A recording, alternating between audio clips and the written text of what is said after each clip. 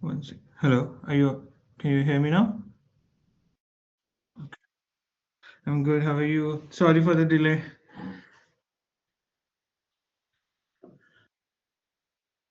Yeah.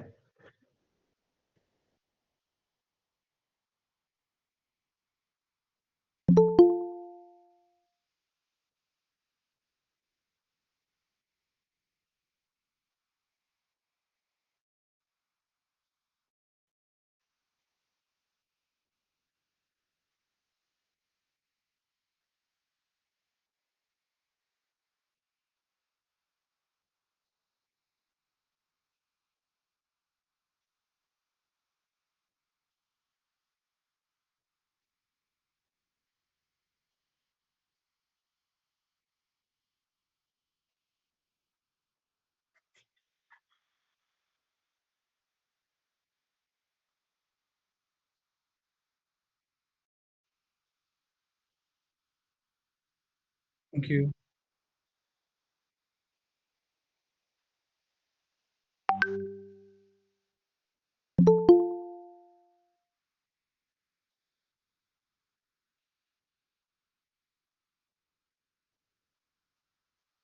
Sure, definitely. So I moved to United States in 2018, where I started my master's in manufacturing and design innovation at University of Texas at Dallas.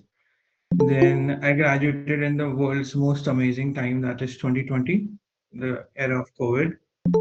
And it was a bit of struggle, I won't say, but what kept me through is the resilience of doing something, finding something out.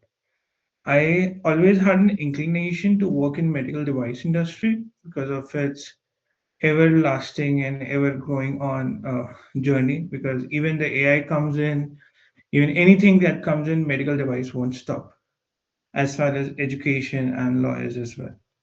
So I looked up, I hunched around getting into startups, and then luckily I started in a startup called Articulate Labs, which was basically about knee and how to provide electromagnetic infusions into the knee and so that it can reduce the pain. Then I started my journey in orthodontics, which I've been working in orthodontic industry for last 5 years in the product development and the R&D department. And what got me through is just pure resilience, being there, being out there, going and meeting people. But yeah, that's what got me through it.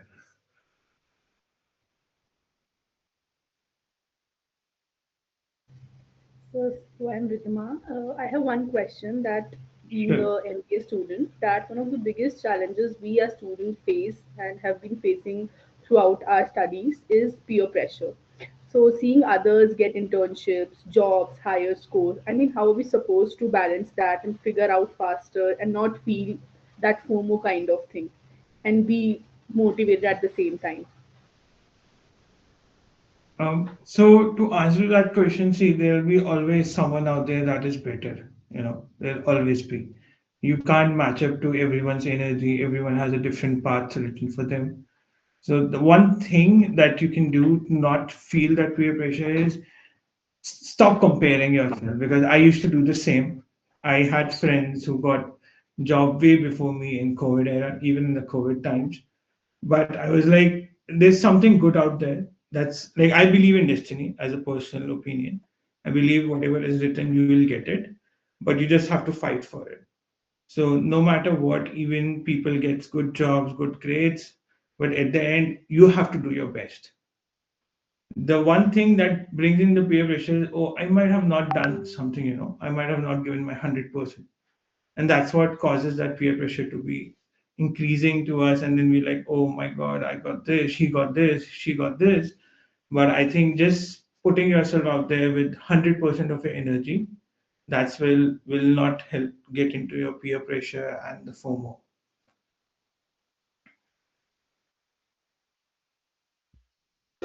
Hello, sir. I am Chandre. So, as we know, interviews are like another huge source of stress.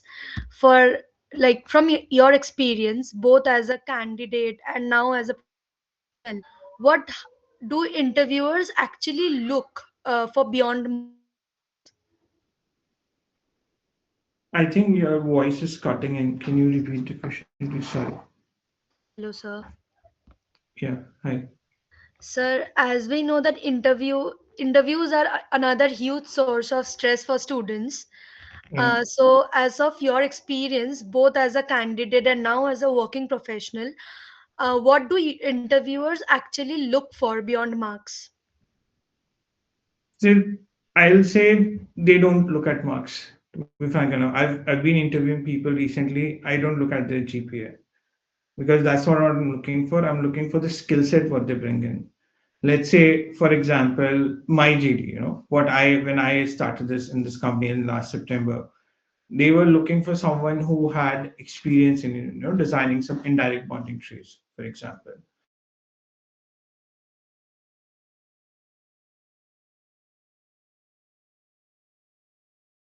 Through YouTube, some managerial skills because of how to manage people, how to assign tasks, how to delegate. So whenever you sit in an interview of a very specific JD, they're not looking just for the person who has that qualifications of the JD. They're looking for what other things you can bring on the table. So, sir, And yeah, following no, up, sorry, how continue. should students prepare if they don't have a lot of working experience? So the way you can prepare is working on different projects. I know being in college, being in an MBA, it's hectic, but we have to do the grunt work. There's no other way around. The grunt work is required. We have to pick on certain projects. We have to like learn tools like automation tools, like because of the AI is the new thing. AI is the new internet coming up. We have to understand how the automation works. Tools like N8N, OpenClaw, like it was last week it was called CloudBot. Now it's called OpenClaw. So we need to learn those tools. We need to bring in the tables. We have to basically make your manager's job easier. And how to do it is just pick on certain projects, like okay, something cool you will be able to do with your data sets, data visualizations, and able to bring in some new perspective to the table. Because at the end, interview should always be like a conversation. That's in your hands. If you stir the whole interview like a conversation, like a story you're telling, it'll be amazing for you. But if you sit in with the pressure set, oh, I'm not going to have an interview, he's the HR or the director on the other end. I interviewed straightly with the COO. And I'm like, I'm not going to take that pressure in, because if I start taking that pressure, I won't be able to speak what I want to speak. And I practiced. I practiced a lot with my wife. She used to take my interviews and she used to give me honest feedback. And that helped me. That seriously helped me a lot, because I was in the job market after 5 years, and I'm like, I don't have a habit of doing interviews again. But I was like, no, I want to do it right. So I just started practicing with her. I started practicing in front of mirror, what I'm gonna say, what is the story like, and I understand if we start practicing with peers, there can be a sense of competition that can come and play. So the best way to practice for you guys is practice it with your father or your mother or your other cousins, because they will give able to give you honest feedback. But take it as an interview. Don't take it as you're talking to a family member. Be serious about it, because honest critical feedback is very important when you're learning through that journey. Thank you, sir. Anytime. Anyone? Hello, sir. I'm Anshika. Hi. I wanted to ask that what is the one thing about the real working world that students usually, are not prepared for? They struggle when they go for corporate. So what students struggles for is they just prepare a resume, you know, a white piece of black and white paper, which is not just useful anymore, to be frank enough. With this new AI tools coming out, you have to be innovative, how you present yourself out there. You have to prepare your pitch decks, your portfolios. And the way to prepare portfolios is, doing certain projects, working on different volunteer work, because companies even appreciate volunteer works. Even if you've done something for a social cause, You won't be able to see it on someone's face when you're interviewing, but when they are making their marks, when they're making their notes, that's what they prefer it. You have to bring something innovative to the table, like having a video CV, or something as an audio note, or something, some YouTube channels you've been working on, you're developing on as a side hustle. With the automation, it works. They're just something looking for you, that just not JD, something beyond it. And to do that, there are various AI. I can help you with the AI tools, something called Gamma AI, which helps you make presentations, help you make speech text. Then there's a website called AI Suno. So whenever I have to present, I have to send weekly reports or monthly reports to my boss. I create a song for it. I just put down. I use ChatGPT to write lyrics, and it creates a song for me. That's how I send it, and everyone laugh when I sit with my boss. It's just new ways I have to bring into the table and be thorough with it. Thorough is what everyone likes. It will take you extra work. I'm in 7:30 in the morning in office. It is required. No matter how much you grow in your professional career, if there's grunt work required, you need to grow. You have to put in that extra work. There's no shortcut to it. Thank you, sir.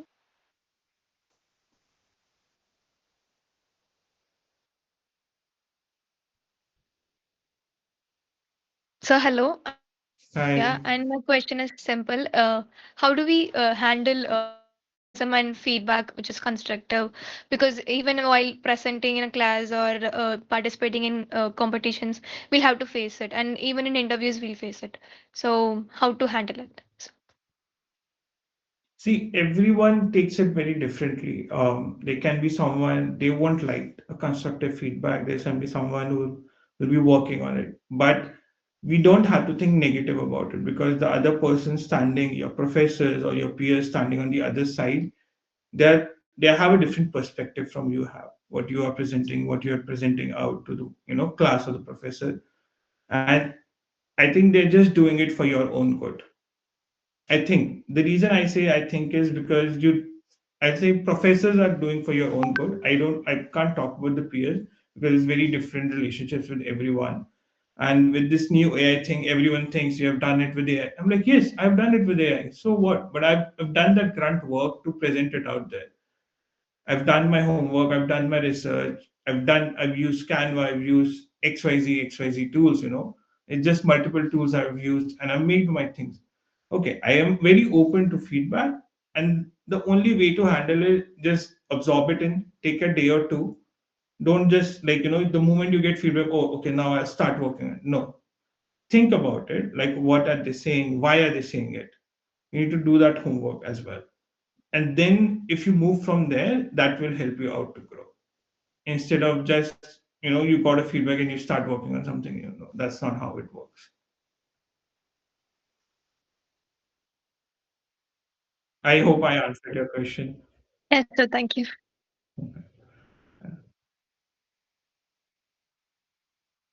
Okay.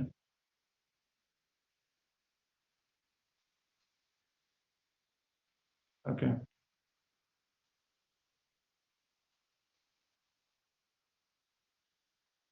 AI skills, meditation,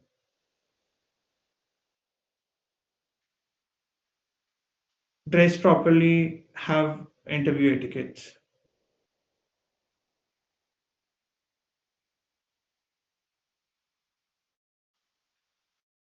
be open to constructive feedback, and just don't listen to people. Sit, analyze, and then act. Thank you. Good evening, sir. I'm Pratham. Hi. My question would be, what would be one message to those students who feel confused, stressed, or take pressure about their career? I'll say the same thing as sit, relax, analyze, and then work. Because there's a lot of things out there, there's a lot of opportunities out there. But first, because you guys are in MBA, you at a very step that you might not do even further studies. This is what will shape your career paths ahead. So you need to fix some things out in what you want to grow in. Yeah, definitely you can pivot after a certain point, but before even pivoting, you need to find something, a stream you guys like, and work towards it. Do certain projects about it. Do certain, talk to some industry leaders about it. Go to these events, meetup events that keep on happening around, because that's what will help you guide through things. If you like, okay, I will apply to 10 different industries, you'll be confused. You need to pick five, or you need to pick three, and then work towards it, because or else it'll be a complete set of endless applications. Even for an internship, I'll give you an example. Even for an internship, I was about to hire an intern. I got 100 applications. I just need one intern, and someone is from software side, someone is for this side. I interviewed two three, and I'm like, no one is fitting the cut. To be frank, no one is, because they are from software, they want to work in modeling, but I don't need someone like that. I need someone to work on research and development and do some designing for me. But you need to fix your industry, what do you want to work in, and then work towards it. Because masters is somewhere, like, I would suggest, is what I did wrong in my masters was I didn't do a lot of work X before I completed my masters. So I think that was another advice I give to my peers and my cousins out there, that work for 2 3 years in any industry. Like, I work for sales in India, but I don't do sales anymore. I would design products. It was just getting out there, meeting people, understanding what I like, what I don't like. Now I know I don't like sales, so I would never work in sales. So that's how, and then I started, and then start masters. I think that's what will help you, to channel yourself and find a path for yourself. Right? Thank you, Okay, sir. one last question, that we all are preparing for our skill set. Like when we are appearing for interviews, we are in second semesters, we all are preparing for our skill set, which is maybe both technical and soft skill. That one thing which we are maybe not prepared, or we need some advice from, is the mindset. What is the actual mindset that the interviewer is expecting from us? Now, sorry, the actual mindset interviews. I missed your last part. Sir, I'm saying that what is the actual mindset? Like soft skill, we all work on, maybe it's Excel, Tableau, we all work on that, but the mindset, maybe we lack there. So, what is your advice on that? Open to rejection. I'll say that, because that's what COVID era taught me. In COVID, I was every day I was getting 15 rejections. I was applying 30 jobs. I was getting 15 rejections. It was very hard to even get an interview. But let's say, even if you get an interview, right? Because some technical skills you guys already work on, as you mentioned about the Tableau, the Power BI, and things. But then what holds us back, and what puts us in the downhill, is rejections. We face one rejection, we're like, oh man, I applied, this was the job for me. We feel it that way, and like, they just rejected me. They rejected you because there must be something better fit for you out there. But before you go and sit in an interview there can be two sets of interview, right? There can be a physical interview where you go in person, and there can be a virtual interview where you go in. Physical interview, sit yourself down, do nothing, don't use social media, don't use anything before the interview. That's what my suggestion says. And just sit, relax, and think what you're going to say. What are your skill sets? How are you, like, see, at the end of the day, you're selling yourself, right? In the interview, it's completely that, very frankly, very boldly speaking. So you just have to make a very proper pitch deck of yourself, what you are, what you're going to do, and what you bring on the table. No matter what they're looking for, you just have to convince them out there that, okay, this is what I'm bringing on the table. If you don't like it, it's okay, but this is how I am, and this is how I can grow. I'm ready to evolve, I'm ready to learn new things. But rejection is something you don't have to fear for, because our parents also, our generations also have faced a lot of rejection. That's where they've gone now. We just have to be strong enough. And yes, because as you mentioned about the mindset, right? When you practice, keep on practicing interviews, it helps you to get out. You won't feel the pressure or the fear before sitting in an interview if you practice it with someone.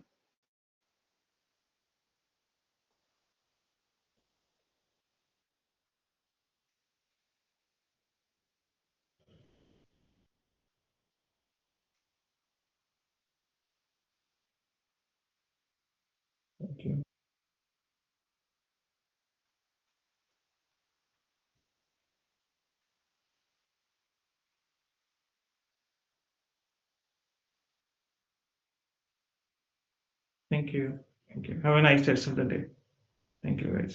Thank you. Thank you. Thank you so much, sir. Thank you. Bye bye.